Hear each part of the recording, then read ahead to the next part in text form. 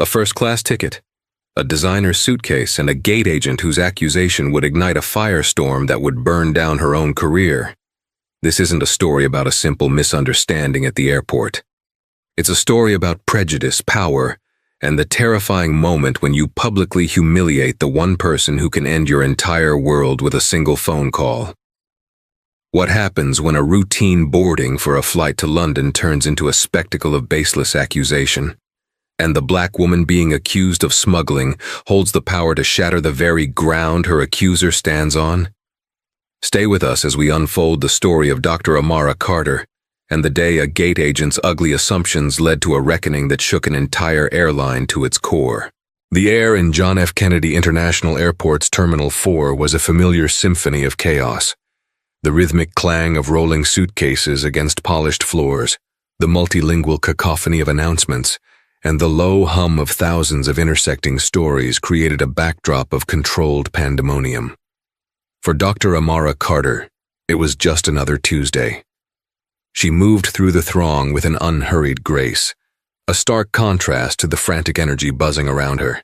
Dressed in a tailored navy blue blazer, comfortable yet chic trousers, and classic leather loafers, she exuded an aura of quiet confidence. Her carry-on, a sleek graphite-colored suitcase from a high-end German brand, glided silently behind her. Amara was flying Ascendair, Flight AA 712, direct to London Heathrow. The first-class ticket tucked into her passport holder was a necessity, not a luxury. These transatlantic flights were her mobile office, a precious 7-hour bubble where she could finalize reports, strategize, and prepare for the marathon of meetings that awaited her in the UK. Today, however, her mind was on the contents of the graphite suitcase. It held more than just a change of clothes and toiletries. It carried the future. Inside were the final prototypes for Oasis, a new line of wellness-focused travel accessories her company was set to launch. There was a smart neck pillow with integrated massage and heating functions, a light therapy eye mask designed to combat jet lag, and a set of biometric, sensing compression socks. These weren't just products, they were her passion project, the culmination of 2 years of research and development, designed to make travel more accessible and comfortable for everyone, particularly those with chronic pain, an issue she knew intimately. She arrived at Gate B23 to find the boarding area already teeming with passengers. The digital screen above the desk flashed London Heathrow in crisp white letters. Amara found a seat away from the main crush near a charging station and settled in. She pulled out her tablet, syncing her files for offline work on the plane, her focus absolute. Behind the counter, gate agent Sharon Vickers surveyed the growing crowd with a practiced, weary eye. Sharon had been with Ascendair for 15 years. She'd started with bright-eyed enthusiasm, but the years of dealing with unruly passengers, canceled flights, and the relentless pressure of on-time departures had chipped away at her patience, leaving behind a brittle shell of cynicism. She wore her uniform like armor, her blonde hair pulled back in a severe, tight bun that seemed to accentuate the permanent frown lines etched around her mouth. Sharon believed she had a sixth sense for trouble. She could spot the passenger who would try to sneak an oversized bag on board, the one who would argue about their seat assignment, the one who was clearly afraid of flying. It was a self-proclaimed talent she prided herself on, a way of bringing order to her small fiefdom. Today, her gaze swept across the sea of faces and snagged on Dr. Amara Carter. It wasn't one thing, but a series of small, disconnected observations that her internal bias, filter stitched together into a tapestry of suspicion. The woman was alone. She was black, yet carried herself with an air of wealth that, to Sharon's jaundiced eye, seemed performative. The designer suitcase, the expensive-looking blazer, it all felt new money, and therefore in her mind, suspect. But most of all, it was the woman's composure that pricked at Sharon. In the midst of the airport's frantic energy, she was too calm, too focused on her tablet. It wasn't the behavior of a typical first-class passenger, who were often either boisterously self-important or glued to their phones making loud, important calls. This woman's stillness felt unnatural to Sharon. It felt like someone trying very hard not to be noticed. The boarding process began with the pre-boarding call for families and passengers needing extra assistance. Then, Sharon's voice, sharp and metallic over the PA system, announced the boarding of first class. Amara packed away her tablet, zipped her handbag, and joined the short queue. When it was her turn, she stepped forward and handed her passport and boarding pass to Sharon, offering a polite, professional smile. "Good afternoon," Amara said. Sharon didn't return the smile. She took the documents, her eyes flicking from the passport photo to Amara's face, then down to the ticket, and finally, her gaze fell with deliberate weight upon the graphite suitcase. "This your carry-on?" Sharon asked, her tone flat. "Yes, it is," Amara replied, still pleasant. "Seems a bit heavy," Sharon stated, not as a question but as a pronouncement. She tapped a lacquered nail on the counter. "What do you have in there?" Amara's smile tightened just a fraction. It was an odd question. The usual. A change of clothes, my work, some product prototypes. The word prototypes was a switch. In Sharon's mind, it connected to a recent internal memo about stopping the smuggling of counterfeit goods, particularly electronics and designer knockoffs. The memo had been a generic warning, but Sharon saw it as a personal directive. The calm woman, the expensive suitcase, the vague mention of prototypes. The puzzle pieces clicked into a sinister picture in her mind. "Prototypes of what?" Sharon pressed, her voice louder now, attracting the attention of the passengers in the queue behind Amara. "Travel accessories," Amara said, her patience beginning to thin. She could feel the stares of the other passengers. "They are for a presentation in London. Everything is perfectly legal and documented." "I'll be the judge of that," Sharon said, her voice dripping with condescension. She leaned forward, a conspiratorial glint in her eye. "We've been warned about people using our flights to smuggle undeclared commercial goods. It avoids import taxes, you see." Amara was stunned into a brief silence. The accusation was so ludicrous, so far from reality, that she almost laughed. "Ma'am, I assure you, that is not what is happening here. These are proprietary materials for my company. I have a letter from our legal department if you need to see it." She reached for her handbag, but Sharon held up a hand. No, letters can be faked. I think a look inside is the only way to clear this up."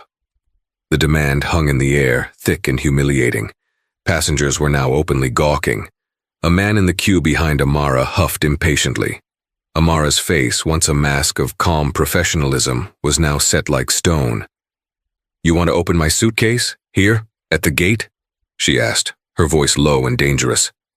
"Standard procedure when a passenger is suspected of carrying prohibited or undeclared items," Sharon said, puffing out her chest slightly. She was on solid ground, she thought.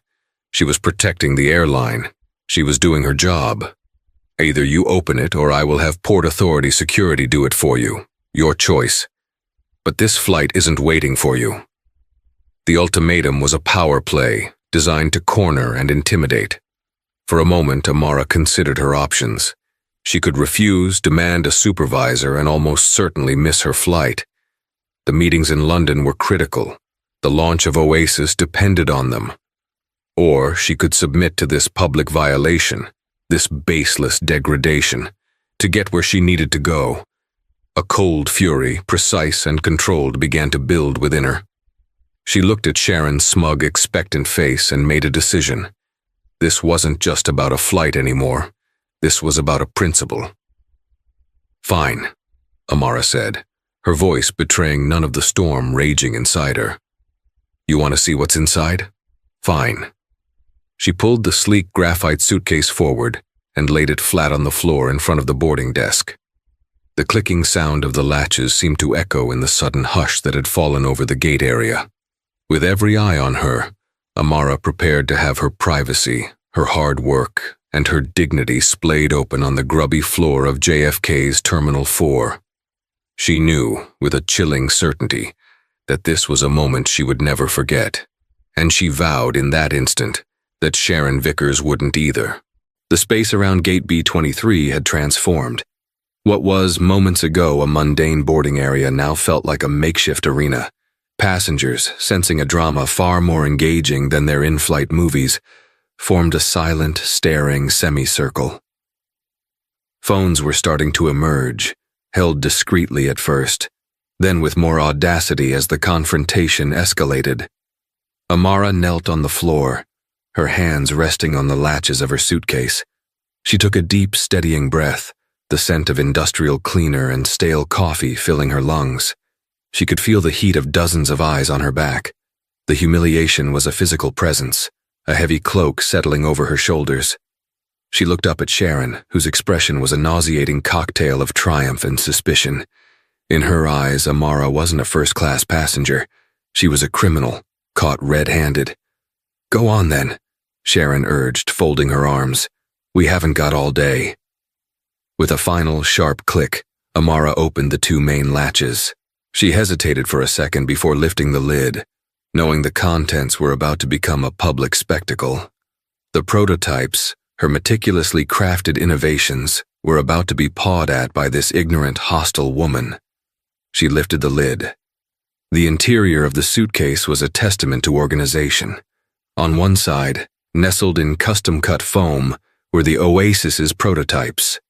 The neck pillow, wrapped in a soft gray antimicrobial fabric, the sleek white eye mask, the intricately woven compression socks. Each item looked futuristic, expensive, and undeniably professional. On the other side, her personal belongings were neatly packed in compression cubes, a silk blouse, a cashmere sweater, a small bag of toiletries. Tucked into a zippered compartment was a manila envelope. Sharon's eyes scanned the contents, her triumphant expression faltering for a moment. This wasn't the jumble of fake handbags or cheap electronics she had envisioned. This looked legitimate, but she had come too far to back down now. To retreat would be to admit she had made a colossal, embarrassing mistake in front of a crowd. Her ego wouldn't allow it. "What are these?"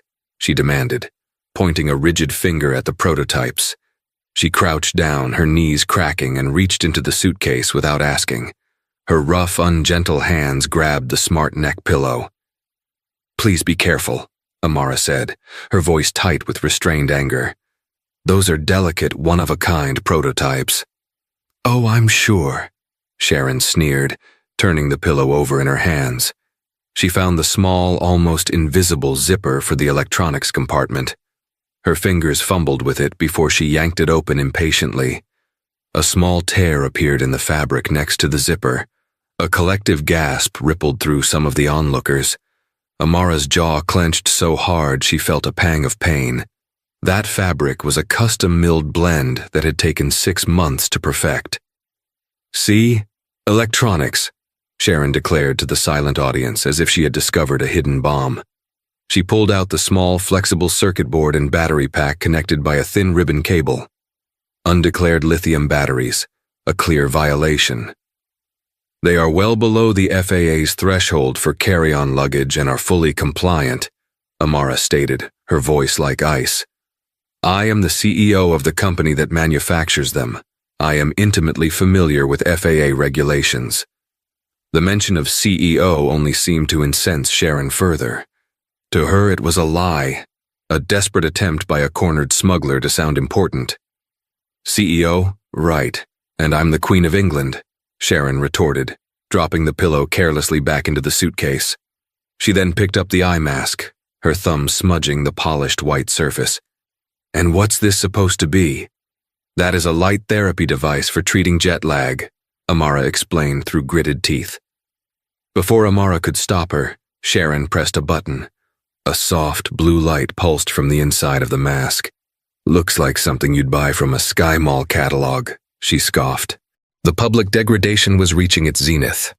Her vision, her innovation was being mocked and manhandled. Her personal space was being violated. Her character was being assassinated. A junior security guard, a young man named Ben O'Connell who looked barely out of his teens, had wandered over, drawn by the commotion. He saw a gate agent, a figure of authority, inspecting a suspicious bag and a passenger who looked tense and angry. He instinctively moved to Sharon's side. "Everything okay here, Sharon?" he asked. "Just handling a little security issue, Ben," Sharon said, her voice taking on an even more self-important tone now that she had backup. "This passenger is trying to smuggle undeclared commercial goods and undeclared batteries onto my flight." Ben looked at Amara, his expression hardening with second-hand suspicion. "Ma'am, you need to cooperate with the gate agent." "Cooperate?" Amara's voice rose for the first time, laced with disbelief. "She has ripped open my luggage and my property based on a baseless fantasy. She is the one who is out of control." Seeing her moment, Sharon decided to deliver the final, devastating blow. Her eyes fell on the manila envelope. "And what's in here? More prototypes." Before Amara could react, Sharon snatched the envelope from the zippered compartment. "Do not open that," Amara commanded, standing up abruptly. "That contains confidential legal and financial documents." Her command was exactly the wrong thing to say. To Sharon, it was a blatant admission of guilt. Why would anyone be so desperate to hide the contents unless they were incriminating? With a flourish, Sharon ripped the envelope open. The tear was jagged and violent. She pulled out the stack of papers inside. Her eyes, hungry for validation, scanned the first page. But the words she read made no sense to her. She saw financial projections, patent application numbers, and a detailed bill of materials for each prototype. Then she saw a letter, printed on heavy bond paper with an embossed letterhead. She read the first line, "To whom it may concern.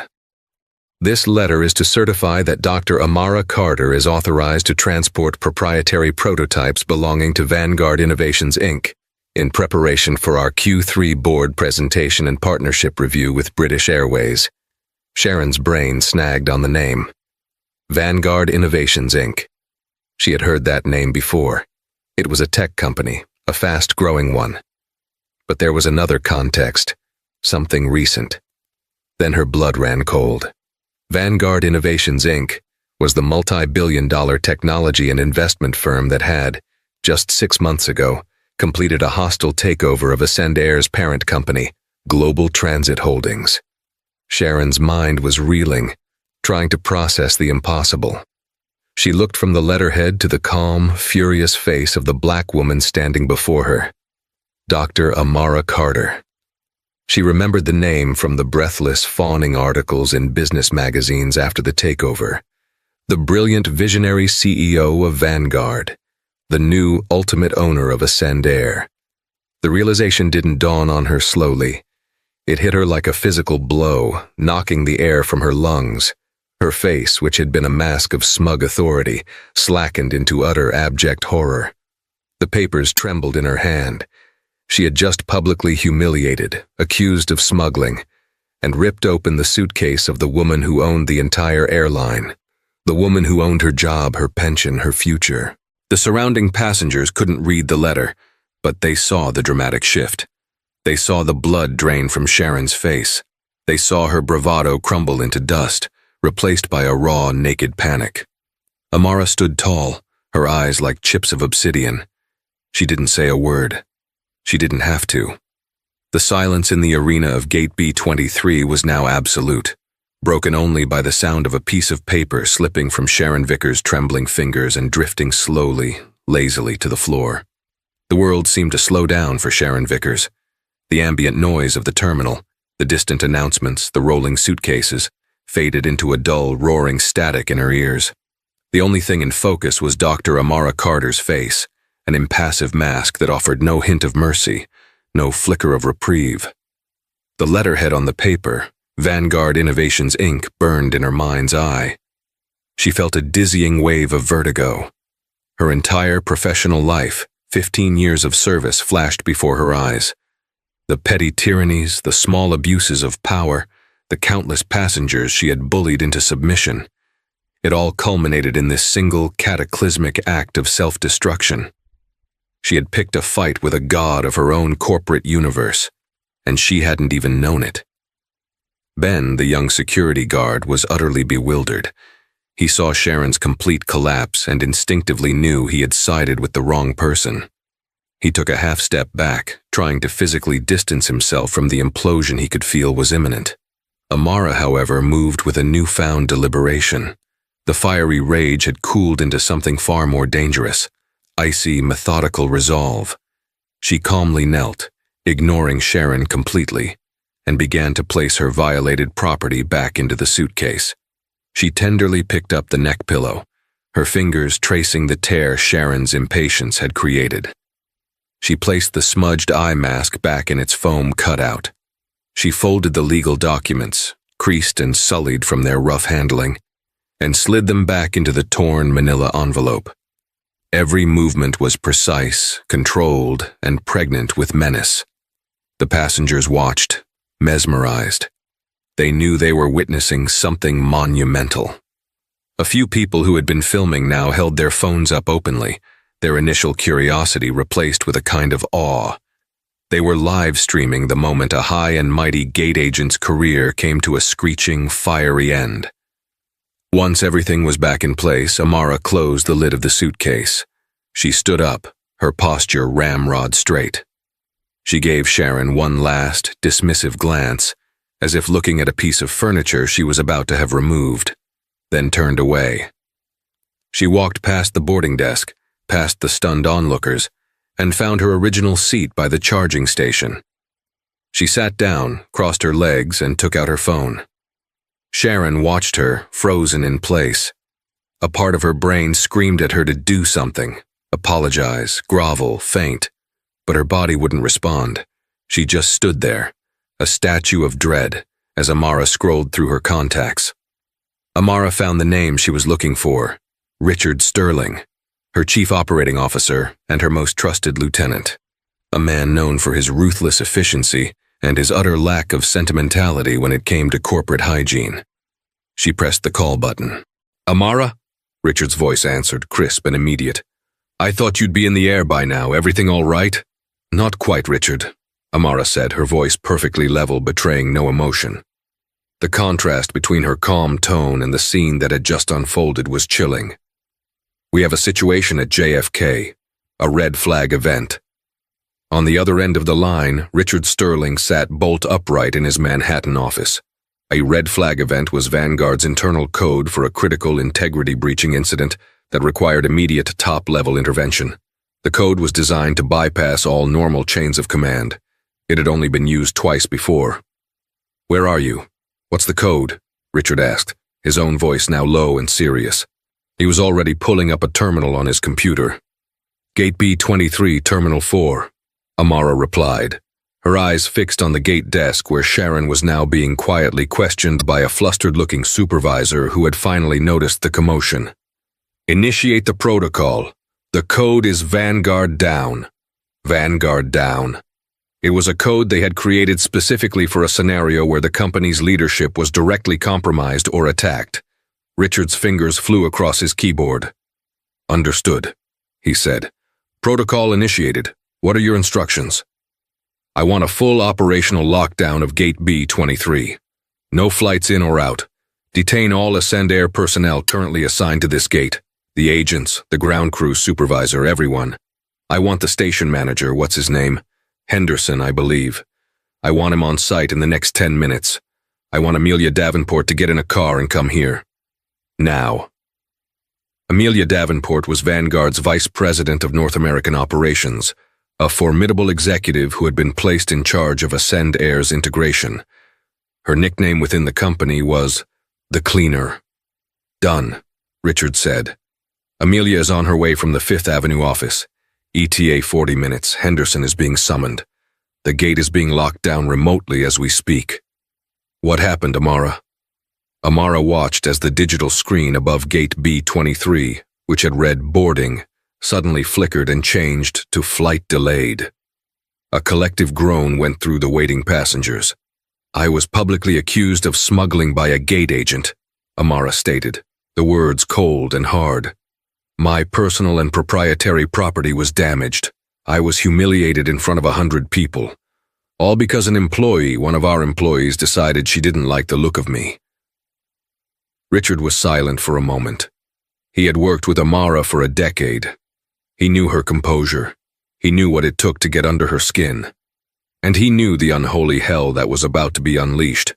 "I see," he said, his voice grim. "We'll handle it. Are you all right? I'm fine, Richard, she lied. But I want a full review. I want to see the file of every single employee involved. I want to know how a person like this is allowed to interact with our customers. I want to know who trained her. I want to know who manages her. I want to know how deep the rot goes. You'll have it all, Richard promised. Consider it done. We're on it. Good, Amara said and ended the call. She put her phone away and picked up her tablet again, opening a document as if nothing had happened. But she wasn't reading. She was watching. The station manager, a portly, balding man named David Henderson, arrived, panting and sweating. He conferred with the supervisor, who pointed a shaking finger first at Sharon, then at Amara sitting calmly by the window.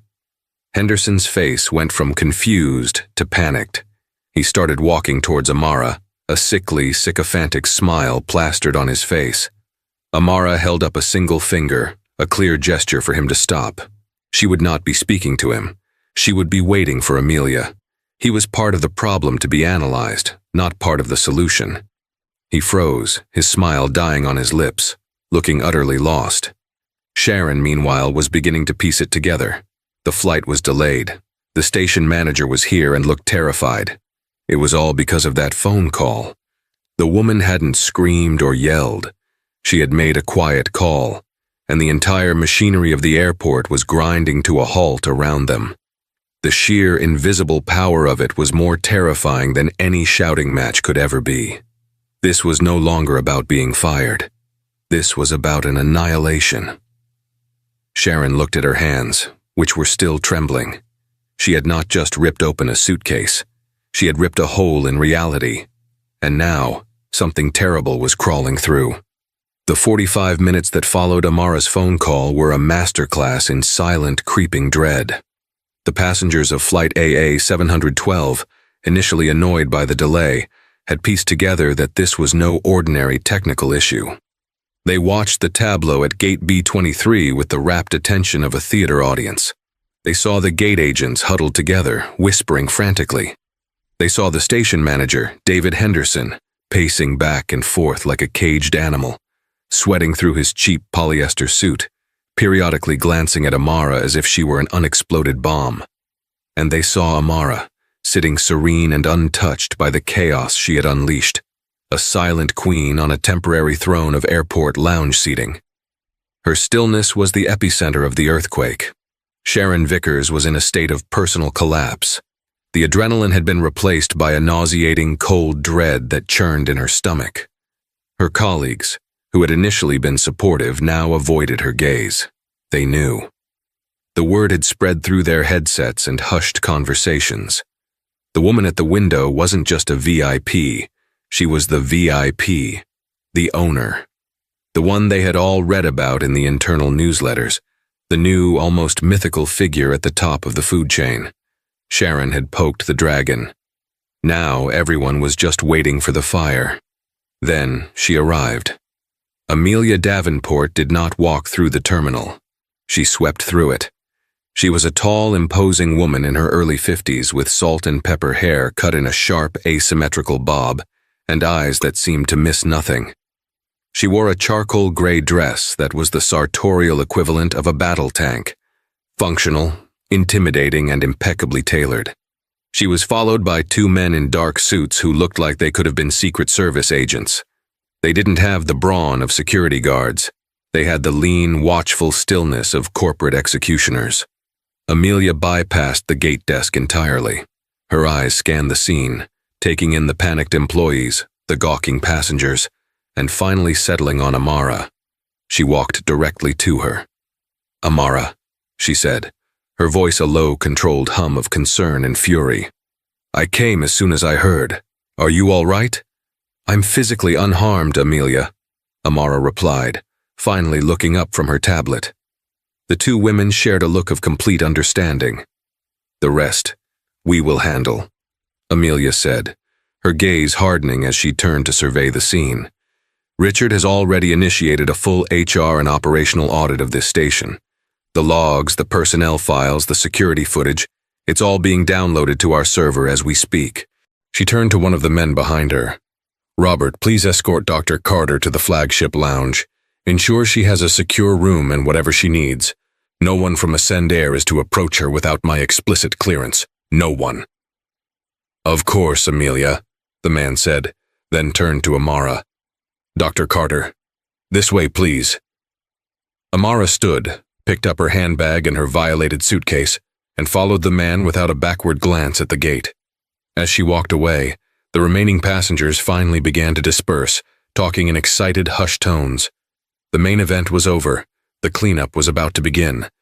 With Amara gone, Amelia Davenport turned her full, undivided attention to the cluster of terrified employees.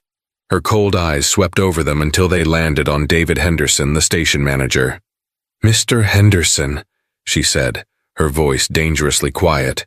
She walked towards him, her heels clicking on the floor like a countdown timer. "I am Amelia Davenport, Vice President of North American Operations for Vanguard." "Yes, Miss Davenport, I know," Henderson stammered, wiping a bead of sweat from his temple. "Look, this is a terrible, terrible misunderstanding, a regrettable incident." "An incident?" Amelia cut him off, her voice slicing through his blubbering. "An incident is a coffee spill. An incident is a lost bag. What happened here, Mr. Henderson, was a catastrophic failure of management, professionalism, and basic human decency under your direct command. You are the station manager. This rot grew in your garden." Henderson paled. I was just made aware." "Were you?" Amelia took another step closer. "Our preliminary audit shows that the gate agent in question, a Miss Sharon Vickers, has had 12 formal passenger complaints filed against her in the last 2 years for rudeness and aggressive behavior. 12. All of them were reviewed by you, and all of them were dismissed with a note. Agent acted within company policy. Tell me, Mr. Henderson, is baseless accusation and public humiliation now Ascendair company policy?" Henderson opened and closed his mouth like a fish. He had no answer. He had always protected his staff, especially the veterans like Sharon. He saw it as loyalty. Now he saw it for what it was, career-ending negligence. Amelia's gaze left him and fell, like a physical weight, upon Sharon Vickers. Sharon felt her knees weaken. This was it, the moment of reckoning. Amelia walked right up to her, close enough that Sharon could smell her expensive, understated perfume. It smelled like money and power. "Sharon Vickers," Amelia said. It wasn't a question. 15 years with this airline. You are to surrender your employee ID and all company property to me. Now. Numbly, Sharon fumbled with the lanyard around her neck. Her fingers felt like clumsy sausages. She couldn't unclip it. After a few pathetic seconds of fumbling, Amelia made an impatient gesture, and her other associate stepped forward and snipped the lanyard with a small pair of clippers he produced from his pocket.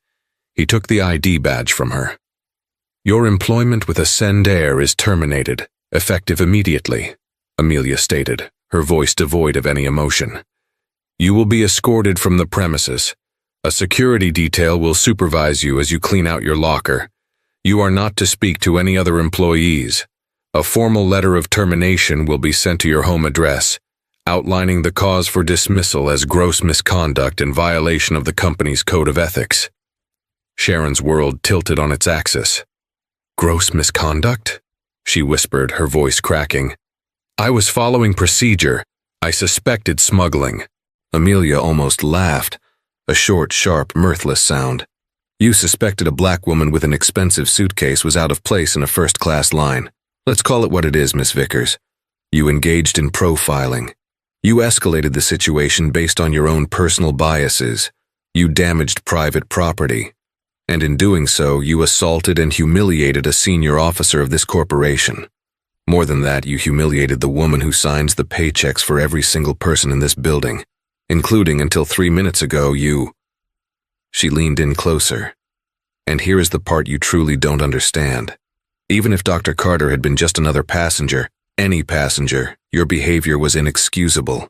You are the face of this airline, and the face you showed today was ugly, prejudiced, and incompetent. We have no place for that here." Amelia turned to the stunned security guard, Ben O'Connell. He flinched as her gaze fell on him. You, she said. You're Port Authority, not our employee, but you were complicit. I will be lodging a formal complaint with your supervisor about your conduct and recommending you be reassigned to duties that do not involve public interaction until you have completed no less than 100 hours of mandatory de-escalation and implicit bias training. You are dismissed. Ben just nodded, pale and shaken, and hurried away. Finally, Amelia turned back to Henderson, who was watching Sharon's dismantling with wide, horrified eyes. As for you, Mr. Henderson, Amelia said, your willful negligence and failure to manage your staff have created a toxic environment that has led to this multi-million-dollar disaster. Consider this your 2 weeks' notice. Your access to the system will be revoked at the end of the day. HR will contact you about the pathetic severance package you are legally entitled to. She then addressed the remaining terrified gate agents. This flight is canceled. All passengers will be rebooked on the next available flight, with a full refund and a $10,000 travel voucher for their trouble. This gate is now a dead zone. A corporate team from Vanguard will be here tomorrow to begin a top-to-bottom review of this entire station. I suggest you all go home and seriously contemplate whether you want to be a part of the new Ascendair. Because the old one, she said with a final, withering look at Sharon, died today, right here at this gate. With that, Amelia Davenport turned on her heel and walked away, leaving behind the smoldering ruins of 3 careers and the stunned silence of an airline station that would never be the same. The termination of Sharon Vickers and David Henderson was not the end of the story. It was merely the opening salvo in a war that Dr. Amara Carter had decided to wage. A war not against individuals, but against the insidious corporate culture that had allowed them to flourish. From the serene, fortified quiet of the flagship lounge, Amara, with Amelia and Richard on a secure video call, began orchestrating the fallout. This wasn't about revenge anymore. It was about rebuilding. The first ripple hit the digital world. The videos taken by passengers had gone viral. Hashtags like #AscendAirShame and #GateB23, _R_ trending on Twitter. The initial clip showed Sharon's aggressive confrontation and the humiliating public search of Amara's suitcase. Then came the second wave. Videos of Amelia Davenport's arrival and her cold, surgical dismantling of the staff. The internet, a fickle beast, had found its hero and its villain. Amara was lauded as a picture of grace under pressure, while Sharon Vickers became the face of Karen culture on an epic scale. Her full name, leaked by a disgruntled former colleague, was everywhere. For Sharon, the karma was swift and brutal. Being escorted out of JFK, the place she had lorded over for 15 years, was the walk of shame to end all walks of shame. Her picture was plastered across tabloid news sites next to headlines like, "Gate Agent Fired After Harassing Her Own Boss." Her digital footprint was destroyed. Her social media accounts were flooded with so much vitriol that she had to delete them entirely. Friends and even some family members distanced themselves, embarrassed by the association. But the professional consequences were far more severe. Ascendair, under Vanguard's direction, placed a permanent, non-negotiable "do not rehire" flag on her record, citing gross misconduct and discriminatory behavior. This flag was shared across a central database used by nearly every major airline in North America and Europe. Sharon Vickers was, in effect, blacklisted from the industry she had spent her adult life in. The career she had built was not just over, it was salted earth. She tried applying for positions at smaller regional carriers, even for entry-level jobs she would have scoffed at a month prior. But the result was always the same, a polite but firm email of rejection, usually within hours of her application. The system had locked her out. The quiet power Amara had wielded from her chair by the window had erected an invisible, impenetrable wall around Sharon's future. The financial hit was just as devastating. Her pension was frozen pending a review, and Ascendair's legal department sent her a bill. It was an invoice for the cost of the canceled flight, the fuel, the crew's overtime, the catering, and most significantly, the $2.5 million in compensation vouchers issued to the 250 passengers.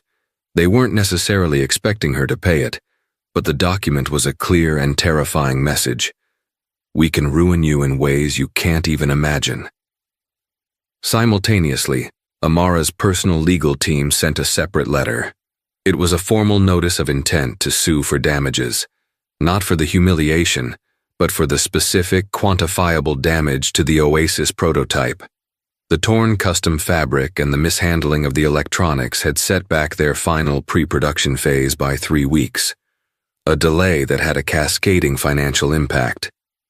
The letter mentioned a preliminary damages estimate of $75,000. Sharon, who lived in a modest 2-bedroom apartment in Queens and had less than $10,000 in savings, saw the number and felt the last vestiges of her world crumble.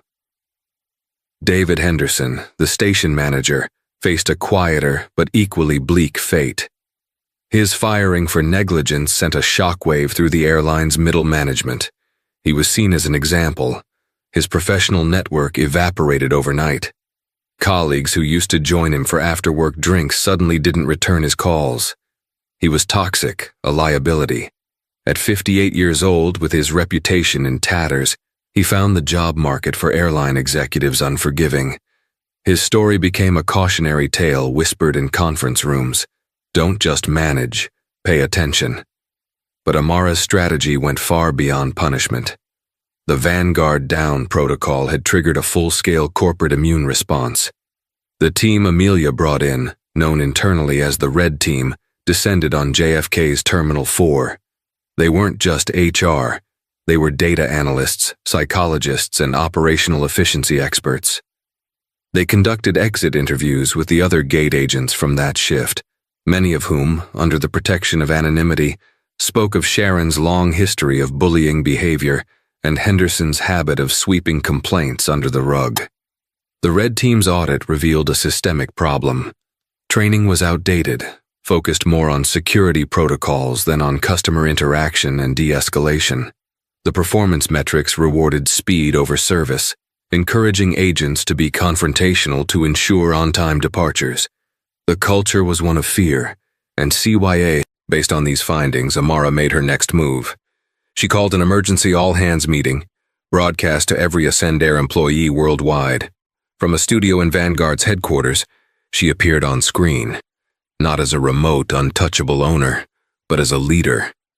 She spoke about what happened to her, not with anger, but with a palpable sense of disappointment. What happened at Gate B23 was not the fault of one employee, she said, her voice resonating with authority. It was a symptom of a sickness in our culture. We have prioritized schedules over people. We have allowed bias to fester in the dark. We have forgotten that our business is not just about moving bodies from one city to another. It is about connecting human beings, and we have failed in that mission. Then she announced the Ascend Hire initiative. It was a sweeping $100 million overhaul. All customer-facing employees, from gate agents to pilots, would be required to complete a new mandatory 100-hour training program developed in partnership with leading experts in diversity, equity, and inclusion, as well as de-escalation specialists. A new passenger Bill of Rights was established, guaranteeing respect and dignity. A new reporting system was created, allowing both passengers and employees to report misconduct to an independent third-party oversight committee, completely bypassing the internal chain of command like the one Henderson had corrupted. And in a move that stunned the industry, she announced the creation of the Oasis's program. In-flight wellness products, inspired by the very prototypes Sharon had manhandled, would be made available for free to all passengers in all classes on long-haul flights. The smart neck pillow became a simplified but effective version. The eye mask was offered to everyone. It was a powerful symbol. The very thing she was accused of smuggling would now become a core part of the airline's identity, a testament to its new focus on passenger care. The karma that hit Sharon Vickers was personal and devastating, but the karma that Amara Carter delivered to the airline was systemic and transformative. She didn't just fire the bully. She set about dismantling the playground where the bullies were made. It was a harder, more expensive, and more profound form of justice, and its ripples would change the entire company. 3 months later, the landscape of Ascend Air had profoundly changed. The Ascend Higher initiative wasn't just a press release, it was a revolution felt at every level of the company. The new training sessions were intense, uncomfortable, and effective. Employees were forced to confront their own implicit biases in role-playing scenarios far more challenging than dealing with an oversized bag. The Independent Oversight Committee was already reviewing cases, and several other Henderson-style managers had been quietly but firmly let go. The atmosphere was shifting from one of cynical survival to one of cautious optimism and accountability. Dr. Amara Carter stood in the newly redesigned Ascend Air flagship lounge at JFK, the very one she'd been sequestered in after the incident. It was brighter, more open, and on one wall was a large, elegant display showcasing the Oasis passenger wellness kit. The slogan beneath it read, "Arrive Better." She was on her way to London again, this time for the official launch of the partnership with British Airways, a deal that had been solidified and expanded in the wake of the incident. What could have been a PR nightmare had, through her decisive action, been turned into a globally recognized case study in corporate responsibility. Ascend Air's reputation was recovering, and its booking numbers were starting to climb, particularly among younger, more socially conscious travelers. Amelia Davenport joined her by the window, which now overlooked a bustling but orderly Gate B23. The new staff there were noticeably different, more engaged, more helpful. The Q3 satisfaction scores for the JFK station are up 40%, Amelia said, handing Amara a tablet with the data. And the Oasis kits have a 98% approval rating. It's working. It's a start, Amara said, her eyes still on the gate. Culture doesn't change in a quarter. It takes years of reinforcement. Speaking of reinforcement, Amelia said, a slight grim smile on her face. You might find this interesting. She swiped to a different screen. It was a link to a local news article from a small town in upstate New York. The headline read, "Community Protests New Hire at Local Library." The article detailed how a woman named Sharon Vickers had recently been hired for a part-time clerical position at the town library. However, once residents, many of whom had seen the viral videos, recognized her, there was a small but vocal outcry. Parents were uncomfortable having a woman known for such aggressive and prejudiced behavior working in a public space, especially one for children. The library board was reevaluating their hiring decision. Amara read it and felt a pang of something she couldn't quite name. It wasn't pity, and it wasn't satisfaction. It was a profound sadness. Sharon Vickers was no longer a powerful villain. She was just a desperate woman, haunted by a single terrible decision, unable to escape the digital ghost of her worst self. Her fall from grace wasn't just a firing. It was a complete social and economic erasure. The hard karma had not just hit back. It had pulverized her. They'll probably let her go, Amelia said quietly. Probably, Amara agreed, handing the tablet back. She took no joy in it. Sharon's fate was a necessary consequence, a cautionary tale written in the harshest ink, but it was still the story of a ruined life.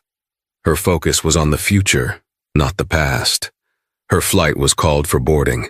As she walked towards the gate, she saw a young family struggling with a stroller and several bags. A new gate agent, a young man with a warm, open face, immediately left his post to help them, lifting the stroller and speaking to the frazzled parents with a calm, reassuring voice. When Amara reached the desk, he scanned her boarding pass. "Welcome, Dr. Carter," he said with a genuine smile. "I've packed an extra Oasis kit for you in case you want a fresh one before landing. Thank you for flying with us. We're honored to have you."